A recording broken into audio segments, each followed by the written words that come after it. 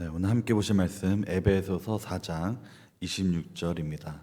신약성경 314페이지에 있습니다. 에베소서 4장 26절 말씀. 우리 한 목소리로 말씀을 읽도록 하겠습니다. 분을 내어도 죄를 짓지 말며 해가 지도록 분을 품지 말고. 아멘. 네, 다음 화면 보여주시겠습니다. 네, 오늘은 웨스터민스터 소요리 문답 67, 69문 함께 살펴보도록 하겠습니다. 네, 우리 다음 화면 함께 보시겠습니다. 네, 우리 함께 읽겠습니다. 시작. 제 6계명은 살인하지 말라입니다. 네, 제 6계명은 살인하지 말라입니다. 10계명 중 사람에 대한 우리의 의무를 다루는 6계명의 강령은 우리 이웃을 자기 몸 같이 사랑하고 남에게 대접받고자 하는 대로 남을 대접하라는 것입니다. 그중 5계명은 하나님의 형상으로 만들어진 사람에게 생명을 전달하고 양육하는 부모에 대한 공경을 명하여 하나님이 사람들 간에 세우신 질서와 권위를 인정하라고 가르치고 있습니다. 그리고 6계명은 하나님의 형상으로 만들어진 사람의 생명을 존귀하게 여기라고 가르치고 있죠. 우리 다음 화면 함께 보시겠습니다. 다음 화면 함께 보시겠습니다. 네, 우리 노란 글씨 함께 읽겠습니다. 시작. 우리 자신의 생명과 다른 이들의 생명을 유지하기 위한 모든 합법적인 노력. 네, 6계명에서 요구되는 것은 바로 이것입니다. 우리 자신의 생명과 다른 이들의 생명을 유지하기 위한 모든 합법적인 노력을 요구한다. 창세기 9장 6절에서 다른 사람의 피를 흘리면 그 사람의 피도 흘릴 것이니 이는 하나님이 자기 형상대로 사람을 지으셨음이라 라고 말씀하십니다. 하나님은 10계명을 주시기 이전부터 사람이 하나님의 형상대로 지음을 받았기 때문에 고귀하다는 사실을 말씀하셨습니다. 사람은 능력이나 소유에 따라 가치가 달라지지 않습니다. 모든 사람은 하나님의 형상대로 지음 받았다는 그 사실 때문에 그 자체만으로 엄청난 가치가 있습니다. 네, 다음 화면 함께 보시겠습니다. 네, 구겨진 $100짜리 지폐가 있습니다. 이제 미국에서 어떤 교수가 이제 강의를 하던 중에 이 $100 지폐를 들고서 하는 말이 이 지폐를 가질 사람을 손 들어보라라고 질문하니 모든 학생들이 손을 들었다고 합니다. 그러더니 갑자기 이제 그 지폐를 막 꾸기 시작했습니다. 그리고 나서 한 번 더 물었습니다. 학생들에게 이 지폐를 가지고 싶은 사람 손을 들어보라. 그랬더니 그래도 모든 학생들이 손을 들었습니다. 그리고 나서 이 지폐를 다시 꾸긴 다음에 바닥에 내팽개치고 발로 막 질밟은 것이죠. 그러면 막 이제 바닥에 먼지도 묻고 신발에 더러운 것도 묻고, 그래서 이제 그렇게 이제 더럽고 구겨진 지폐를 다시 들고 학생들에게 물었습니다. 그래도 이 지폐를 갖겠는 사람 하니 또 모든 학생들이 다 손을 들었다고 하죠. 바로 이제 교수가 이제 다음에서 이렇게 얘기합니다.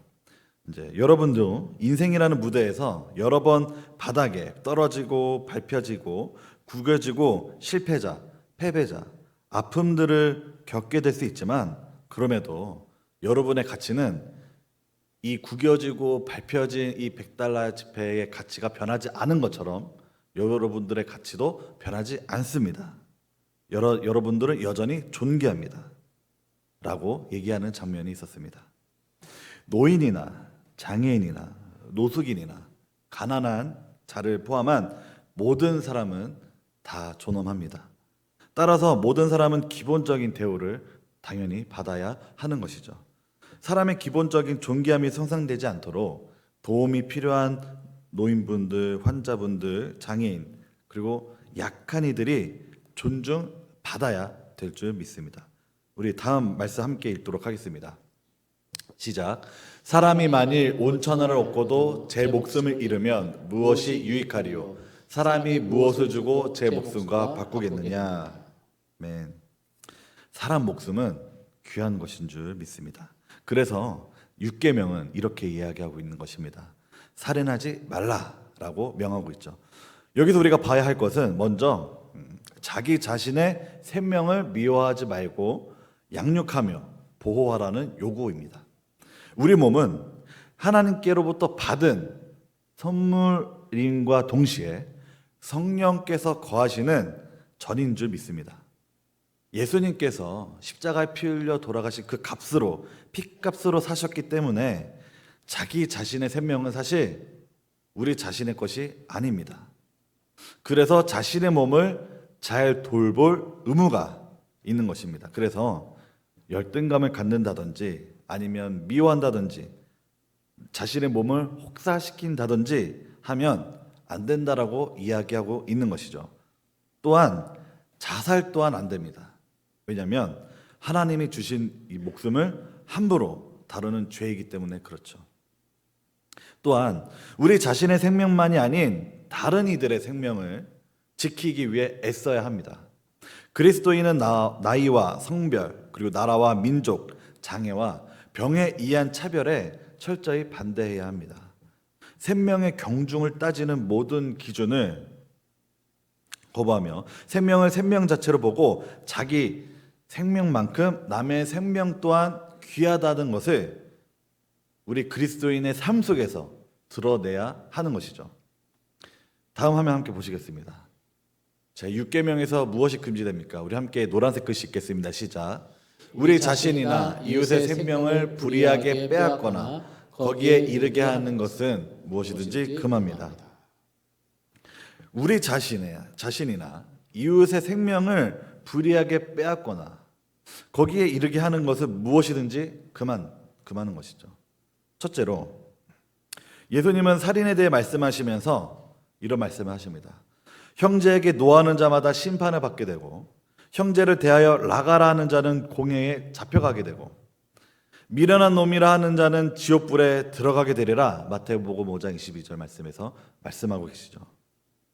물리적 살인만이 살인이 아닙니다. 형제에게 화를 내는 것, 라가라 라고 하는 경멸적인 단어를 사용하는 것, 미련한 놈이라고 멸시하는 것이 전부 살인에 속합니다. 성경은 물리적 타격에 의한 실제적인 살인과 또한 정신적, 심리적 타격에 의한 인격적인 살인 모두를 사실은 금하고 있는 것입니다. 둘째로 분을 다스리지 못하는 것도 금해야 됩니다. 성경은 분을 내어도 죄를 짓지 말며 또한 해가 지도록 분을 품지 말고 마귀에게 틈을 두지 말라라고 경고하고 있습니다. 구원받은 신자도 사람이기 때문에 분노가 올라올 수 있습니다. 하지만 적정선을 넘어가면 안 된다라고 말하고 있는 것이죠. 그리고 그 분노가 다른 죄를 추동하도록 내버려 둔다든지 마음속에 계속해서 그 분노를 품고 있으면 안 된다라고 말씀하고 있는 것입니다. 해가 지도록 분을 품지 않는다면 결국에는 그 시험에 넘어가서 마음속으로 형제를 몇 번이나 죽이게 됩니다. 즉 마귀에게 틈을 주게 되는 것이죠. 그리고 날카로운 말로 형제의 마음 깊숙이 비수를 꽂거나 폭력을 사용해 돌이킬 수 없는 실수를 저지르게 되는 그런 경우도 생길 수도 있는 것입니다. 특히나 요즘에는 모르는 사람인데도 불구하고 묻지마 칼부림, 폭행, 그리고 분노 조절 장애에 대한 그 폭력들이 기사로 많이 쏟아져 나오고 있습니다. 이런 사회적인 문제들이 요즘 들어 부쩍 늘어나가고 있죠. 사람들 마음 안에 분노가 가득 쌓여 있는 것입니다. 그 분노를 해결하지 않으면 결국에는 어떤 양태로든 표출이 된다라고 말하고 있는 것이에요. 그래서 우리는 그것을 해결해야 합니다. 자신의 분노를 풀어내야 될 줄 알아야 하는 것이죠. 셋째로 사람의 추락을 방지하는 건축, 시설물들도 잘 관리해야 합니다. 성경에 네가 새 집을 지을 때 지붕에 난간을 만들어 사람이 떨어지지 않게 하라. 그 피가 내 집에 돌아갈까 하노라. 신명기 22장 8절 말씀에 있습니다. 이는 사고를 방지하기 위해 안전시설을 철저히 하라는 것이죠.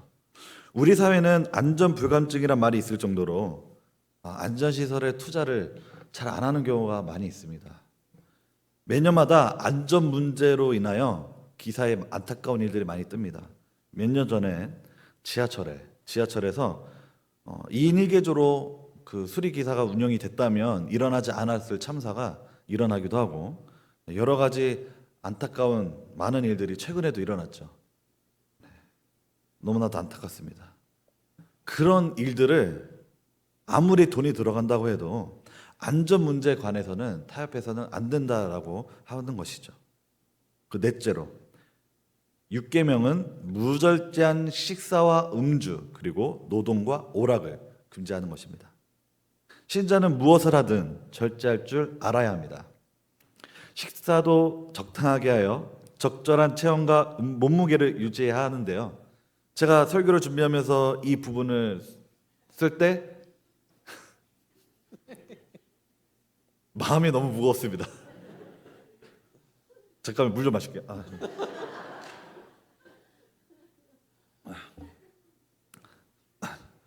제가 옛날 사진 못 띄울 수도 있는데 제가 원래 제 카카오톡 사진 보시면 아시겠지만 저 원래 되게 날씬했. 물론 다 리즈 시절에 있잖아요. 죄송해요. 개그로 가면 안 된다. 제가 원래 65kg였어요. 예, 65kg였어요. 네, 저희 집사람의 사랑도 많이 받고 저희 장모님의 사랑도 많이 받다 보니까 이렇게 무럭무럭 살이 쪘습니다.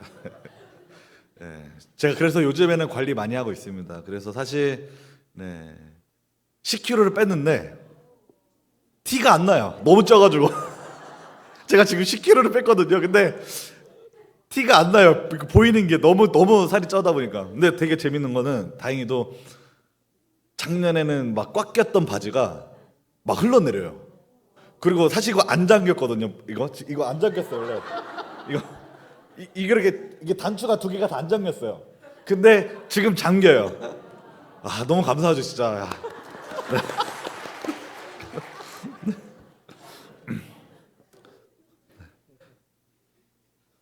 사실 설교 준비하면서 이 부분이 제일 찔렸습니다. 어쨌든 관리해야 됩니다. 계속 살 뺄 겁니다. 그리고 노동도 적당하게 하면서 이 과로로 몸을 망치면 사실 안 됩니다. 사실 우리 한국 사회는 이 야근이라는 문화가 되게 발달돼 있죠. 그러면서 돈을 벌기 위해서 어쩔 수 없이 가족을 먹고 살기 위해서 어쩔 수 없이 밤에도 계속해서 일을 하면서 자기 몸을 갈아 넣습니다. 근데 사실 성경에서는 그렇게 무리하지 말라라고 권하고 있습니다. 저희 선배 사역자들 중에서도 복음을 위해서 자기의 몸을 갈아 넣으시다가 몸이 많이 망가지셔서 뇌출혈도 오시고 막 이렇게 해서 안타깝게 되신 사역자분들이 되게 많이 좀 계시는데 사실 하나님께서는 우리에게 원하시는 건 바로 이 몸도 너무 우리가 당연히 먹고 살아야 하지만 너무 과로로 몸을 망치지 말아라. 그리고 오락 또한 절제하며 중독되지 말아야 합니다. 여유와 안식이 없는 우리 사회에서는 게임과 인터넷, 도박, 담배, 술, 마약, 성, 미디어 등에 중독이 되어서 사실 생업을 제쳐놓고 극단적으로 이것에 몰두되어 있는 중독자들이 생각보다 많이 있죠. 중독은 이 당사자만이 아니라 가족과 주변 사람들에게까지 피폐하게 하죠. 우리는 이런 문화에 저항하며 중독을 피하고 하나님이 우리 삶 속에 허락하신 이 자유가 손상되지 않도록 해야 합니다. 다섯째로 저는 동물을 너무 좋아합니다. 강아지 좋아하고요, 고양이 너무 좋아합니다. 그런데 동물을 키울 때 다른 사람에게 해가 되게 해서는 안 된다라고 말하고 있는 것입니다. 하나님께서는 출애굽기에서 이렇게 말씀하고 계십니다. 우리 함께 말씀을 화면으로 함께 읽도록 하겠습니다. 우리 2절 다 함께 읽겠습니다. 시작. 소가 남자나 여자를 받아서 죽이면 그 소는 반드시 돌려쳐서 죽일 것이요 그 고기는 먹지 말 것이며 인자는 형벌을 면하려니와 소가 본래 받는 버릇이 있고 그 인자는 그로 말미암아 경고를 받았으되 단속하지 아니하며 남녀를 막론하고 받아 죽이면 그 손은 돌로 쳐 죽일 것이고 임자도 죽일 것이며. 이게 아멘이 잘 안 떨어지죠. 네, 맞습니다. 네, 요즘 우리 한국 사회에서 이제 반려견, 반려묘 문화가 많이 잘 자리 잡혀 있습니다. 그래서 많은 분들이 집에서 이제 동물들을 키우면서 많은 위로도 받고 함께 정말로 가족됨을 잘 누리고 있습니다. 사실 그거에 나쁘다라고 얘기하고 있는 것이 아닙니다. 그런데 나쁜 것이 있습니다. 무엇이냐면 무서운 개들을 키우시는 분들이 있습니다. 네, 실제로 저도 조깅을 하다가 네, 갑자기 뒤에서 개 짖는 소리가 들리는 거예요. 근데 저는 어쨌든 뭐 그때 음악 들으면서 뛰고 있었으니까 열심히 뛰고 있었는데 갑자기 뒤꿈치가 아픈 거였어요. 보니까 치와와가 아니 제가 뭐 다른 개면 이해를 하겠어요. 근데 치와와가 물었어요. 치와와가 어이가 없어가지고 네 죄송합니다. 치와와가 막 쫓아오면서 멍멍 짖다가 제 여기 발목을 물은 거예요. 아프진 않았어요 사실. 어이가 없었을 뿐이에요. 좀 벙쪘어요 사실. 근데 사실 그때 좀 아쉬운 게 제가 그때 병 가서 진료를 받고 뭐 이렇게 합의금을 받는 건 좀 그렇지만 어쨌든 했어야 되는데 제가 그냥 돌려보내. 근데 이게 중요한 게 아니죠. 어쨌든 이런 해를 입히는 일들을 개를 키우는, 고양이를 키우는, 동물을 키우는 주인은 인지를 하고 조심을 해야 된다는 것입니다. 다른 사람의 그 어떠한 생명을 해서는 안 된다라고 성경에서는 경고하고 있는 것입니다. 심지어 구약 시대였으면 요즘에 제가 1년 전에 어떤 이제 좀 사냥개가 이제 집에서 키우는 사냥개가 풀려 나가지고 어떤 초등학생 아이를 목을 막 물어 뜯었어요. 근데 정말 다행히도 그 택배 기사가 그걸 보고 쫓아내가지고 그 아이의 생명은 이제 건졌는데 사실 그 아이는 평생 트라우마로 살 거 아니에요, 그렇죠? 이거 구약 시대였으면 그 주인 돌로 맞았습니다. 예. 이거 진짜 조심해야 되는 것이에요.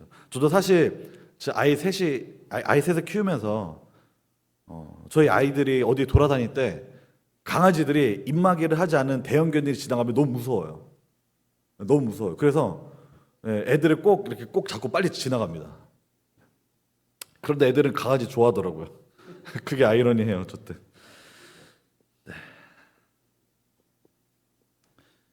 실제로 오늘날에도 이런 사례들이 기사로 많이 뜹니다. 너무 안타깝죠.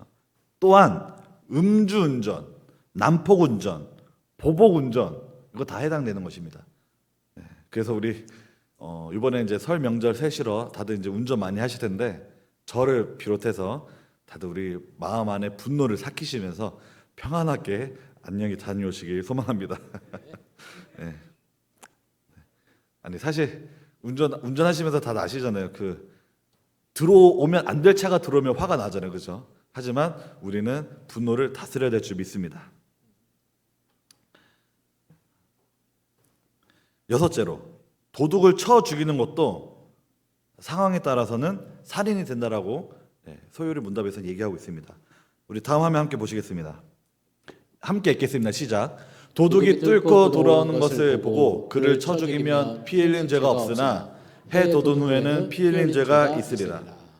미국에서는 도둑이 가정집에 침투해서 만약에 집주인이 그 도둑을 죽이면 정당 방해가 성립이 되는데 우리 한국은 아직은 이제 뭐 도둑이 침투해서 그런 일이 생기면 오히려 이제 그 도둑을 상해를 입힌 집주인이 벌을 받게 됩니다.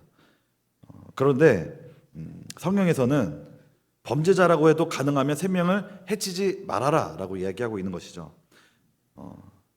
어쩔 수 없는 자신을 보호하기 위한 정당 방위까지는 잘 모르겠으나 정당 방위를 악용해 고의적이거나 과도한 보복을 어떻게 보면 정당화해서는 안 됩니다. 법의 심판을 받도록 해야 되는데 이게 사실 참 쉽지 않은 문제죠. 자, 7번째로 부상과 곤궁에 처한 자를 돕지 않는 것 또한 금지가 됩니다. 도우라는 얘기죠. 예수님께서 선한 사마리아의 비유를 통해 종교적 지위나 명성을 떠나 실제로 어려움을 당한 자를 돕는 사람이 하나님의 뜻에 부합한다라고 말씀하고 계십니다. 야고보서 2장은 헐벗고 일용할 양식이 없는 형제나 자매에게 말로만 평안히 가라, 덥게 하라, 배부르게 하라 라고 하며 그 몸에 쓸 것을 주지 아니하면 아무 유익이 없다라고 말씀하고 있습니다. 신자는 형제와 자매가 어려움을 당한다라면 당연히 도와야 된다라는 것이죠. 8번째로, 남이 흥분했을 때 거기에 맞장구 치며 이 부추기는 것도 금지가 됩니다. 우리는 요셉의 이야기를 많이 알고 있습니다. 요셉의 형이었던 르우벤은 동생들이 요셉을 시기해서 죽이고자 할 때 막 동생들이 막 분을 내면서 요셉을 죽이자 이렇게 해서 막 흥분하고 있을 때에 르우벤은 그 흥분에 동화된 것이 아닌 동생의 생명을 해치지 말자고, 피를 흘리지 말자고, 그를 광야 구덩이에 던지고 우리가 그의 생명에 손을 대지 말자라고 하면서 그 상황을 컨트롤했죠. 중재했습니다. 르우벤은 다른 형제들의 질투심과 폭력성을 통제해서 요셉을 죽이지 않을 수 있게 하였죠. 만약에 르우벤까지 가세해서 요셉이 죽었다면 만약에 요셉이 총리가 되는 일도 없었을 것이고 기근이 들었을 때도 아마 야곱의 모든 가족들 또한 그 기근으로 인해서 죽었을지도 모릅니다. 하지만 요셉은 애굽의 총리가 되었고 야곱의 집안은 극심한 기근 속에서도 안전히 살아남을 수 있게 되었죠. 그래서 주변의 분노를 조장하는 환경에 휩싸이지 않고 신자는 그 환경을 통제하여 분노를 가라앉힐 줄 알며 자신의 분노 또한 통제할 줄 알아야 된다는 것입니다. 그래서 제6계명은 살인하지 말라라는 이 뜻이 물리적인 살인만을 이야기하는 것이 아닙니다. 물리적인 살인 또한 당연한 거지만 이 물리적인 살인만을 다루는 것이 아닌 정신적, 심리적, 이 환경적인 이 모든 것들 또한 말하고 있는 것입니다. 그래서 주변의 환경 시설, 또 주변의 우리 집 주변의 환경들도 잘 관리하고 또한 서로가 서로를 존중하며 하나님께서 주신 생명임을 인정하고 돌보며 어려움에 처해 있는 우리 주변의 이웃들을 함께 케어하며 함께 더불어 살아가는 우리 영암교회 성도님들 다 되시기에 주의 이름으로 축원드립니다. 아멘. 기도하겠습니다. 사랑과 은혜가 충만하신 아버지 하나님, 오늘 함께 6계명에 대해서 나눴습니다. 6계명에서 하나님께서 우리에게 말씀하고 싶으신 것은 물리적인 살인과 더불어 심리적인, 이런 말적인, 정신적인 이런 것들도 하나님께서는 하지 말라고 우리에게 말씀하고 있습니다. 그리고 어려움에 처한 형제 자매들을 도우며 함께 더불어 잘 살아가라고 우리에게 권하고 있습니다.